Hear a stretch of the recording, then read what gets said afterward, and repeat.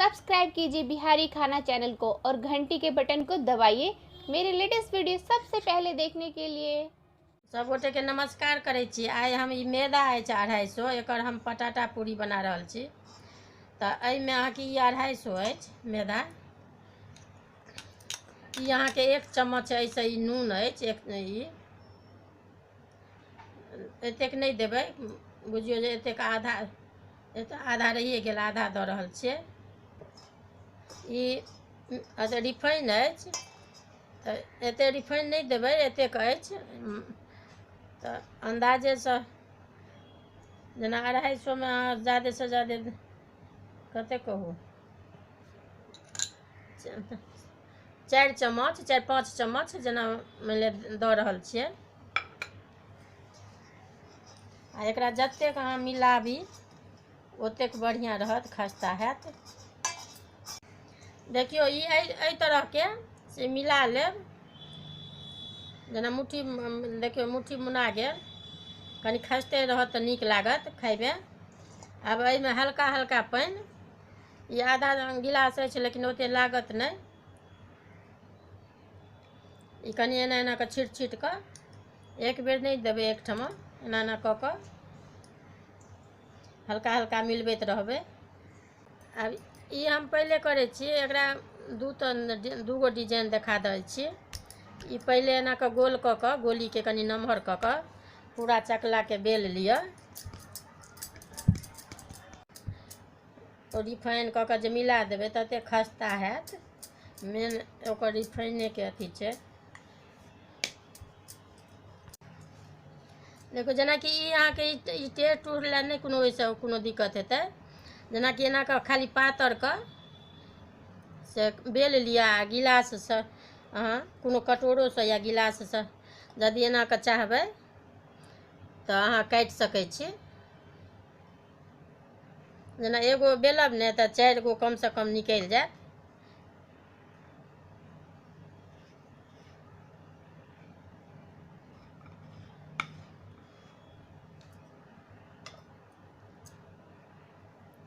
एहि तरह के से भऽ जात। एकरा हल्का हल्का मात्र अहाँ बेलो सकै छी। फेर यदि मोट बुझाए ने तो कनी बेल देबै। जते पातर से पातर देबै ने तते खस्ता हैत। आ ई चम्मच जेना अछि ने तो काँटा वाला, तकरा की करब एना कऽ कम पूरा देबै, आर पार भऽ जाए छेदा दुनू तरफ।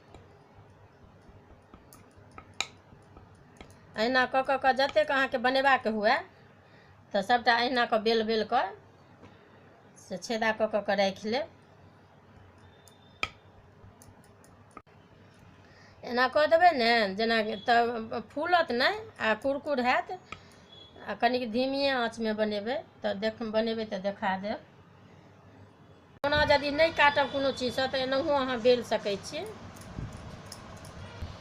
तो एही टाइप के बेल लेब आ ओकरा चम्मच से पूरा एना एना कऽ देबै। ई आब सबटा बेला गेल।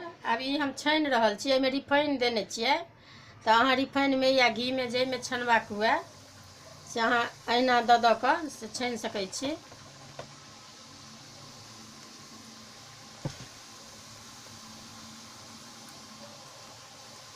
ई 4 गो से बेसी नहीं देबै। यही टाइप के जे कहलहुँ हैं से बेल लेने छी। अब ये छानि रहल छी।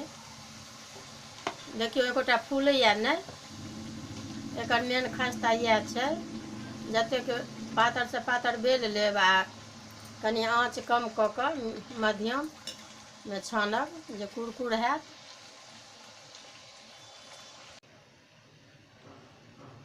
ई भऽ गेल। देखियो ई एही टाइप के निकालि लेब। ई कनी काल के बाद और लाल हैत। देखियो ई जे कहलहुँ हैं पटाटा पूरी, तो अब ई बन कऽ तैयार भऽ गेल, पूरा बना लेलहुँ। आब एहिमे सब किछु मिला कऽ केना खायब से बता रहल छी। अब ई तो कहलहुँ जे सब बन कऽ तैयार भऽ गेल। आब एहिमे अहाँके ई अछि टमाटर, एहिना गोल गोल काटि लेब। ई प्याज अछि, ई खीरा अछि, ई आलू अछि, ई धनिया पत्ता अछि, मिरचाइ तो अपन मोन हुए तो ऊपर से लेब, नहीं तो नहीं। आ ई अहाँके मिरचाइ के अथी अछि सॉस। आ ई टमाटर वाला अछि। आ ई अहाँके मिक्सचर अछि झिल्लीवला। तऽ ई पहिले हम ई अहाँके देखियौ ई टमाटर दऽ रहल छियै सबपर। ई आलू उबालने छियै, उबालल आलू अछि ई। अब ई टमाटर देलियै, प्याज दऽ रहल छियै एना कऽ।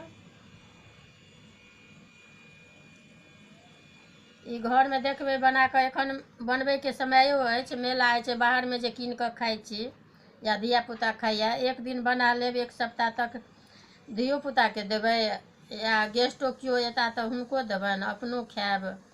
देखबै बना कऽ एक बेर जरूर। आब ई सब दऽ देलहुँ अहाँके खीरा टमाटर सब। आब ई चटनी अहाँके मिरचाइके सॉस अछि। अहाँके इमलीके अगर यदि हुए घरमे तऽ ओहो दऽ सकै छियै, आ नहि तऽ ई घरक अपन ई सब तऽ रहिते अछि घरमे, तऽ इहो सॉस मिला कऽ खा सकै छी, नीक लागत।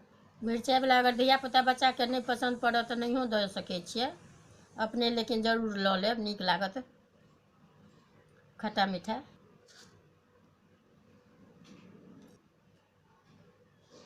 देखियौ आब ई जे कहलहुँ पटाटा पूरी, आब ई बनि कऽ अहाँके तैयार भऽ गेल अछि। आब ई सजाओ कऽ ई जेना खायब ताहि तरीकाके सब चीज देखा देलहुँ हेँ। ई अहाँ बना कऽ एक सप्ताह अपना डिब्बामे पैक कऽ कऽ राखि लेब, तऽ जेना चाय सने अपनो खायब या बच्चो सबके देबै या केओ गेस्ट अयता तिनको देबनि, बहुत नीक लागत। देखबै अगर वीडियो नीक लागत तऽ लाइक करब,